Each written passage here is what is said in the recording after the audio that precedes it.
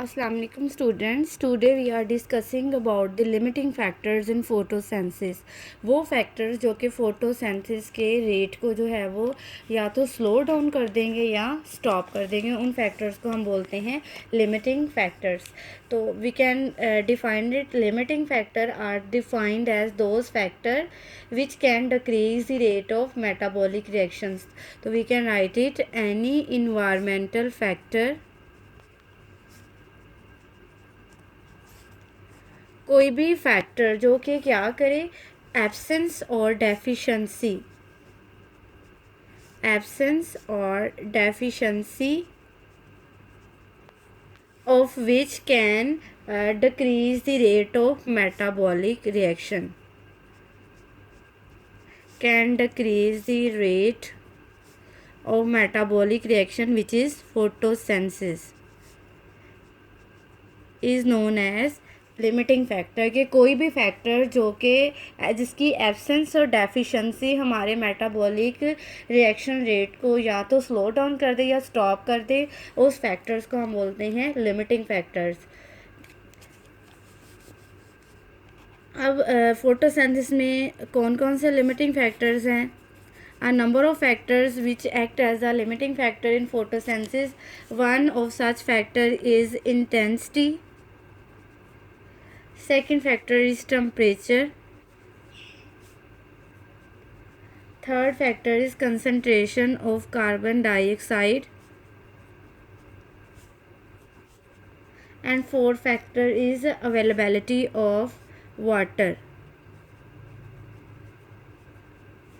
These are the four factors which act as a limiting factors during photosynthesis. Now we will study these factors in detail. First of all, we study about intensity. Effect of light intensity. Rate of photosynthesis is directly related to light intensity. If light intensity is low, then the rate of photosynthesis is also low. With the increased intensity of light, the rate of a photosynthesis also increases, but up to a limit.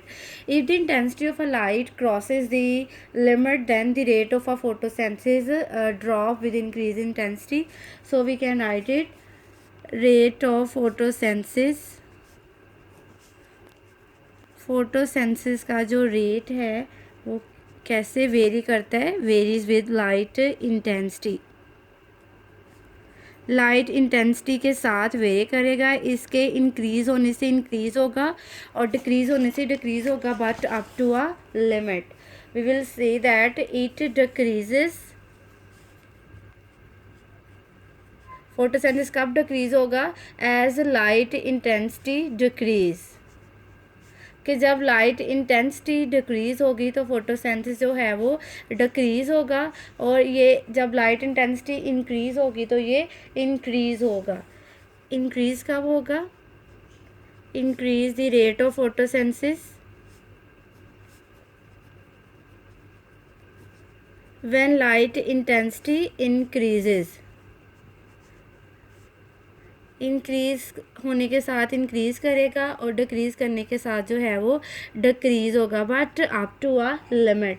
अगर हम उस limit को cross कर दें तो but up to a limit, अगर हम उस लिमिट को लाइट इंटेंसिटी क्रॉस कर देती है तो फिर जो फोटोसेंसिस का रेट है वो कांस्टेंट हो जाएगा, वो लाइट इंटेंसिटी के इंक्रीज़ होने के साथ इंक्रीज़ जो है वो नहीं होगा। Now will study the effect of a temperature.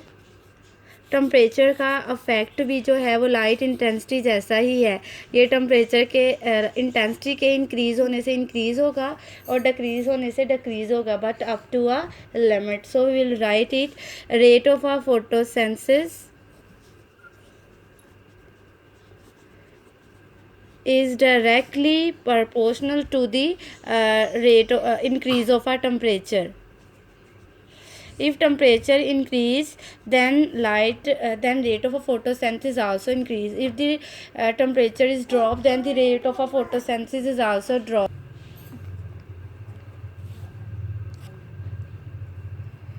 That's mean photosynthesis is directly related to the temperature.